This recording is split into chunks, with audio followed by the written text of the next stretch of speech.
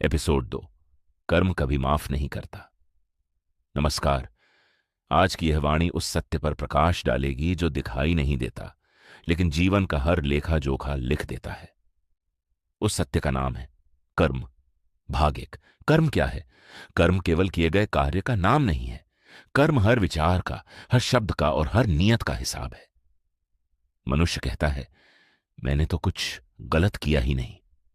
पर ईश्वर पूछते हैं, क्या तुमने गलत सोचा भी नहीं? भाग दो। कर्म तुरंत फल क्यों नहीं देता?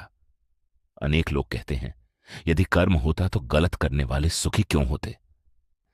सत्य यह है, कर्म देर से आता है, लेकिन कभी गलत स्थान पर नहीं जाता। ईश्वर सब कुछ देखते हैं, पर तुरंत उत्तर नहीं देते, क्योंकि कुछ लोगों को समझने के लिए समय चाहिए और कुछ को टूटने के बाद तुम समझ आता है। भाग 3। अच्छा मनुष्य ही क्यों कष्ट सहता है?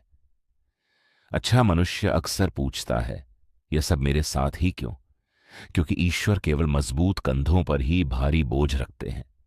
जो सहकर भी शांत रहता है, जो बदले में भी प्रार्थना करता है, समझ लेना उसकी आत्मा ईश्वर के और निकट पहुंच रही है। भाग 4। कर्म से बचने का एकमात्र मार्ग।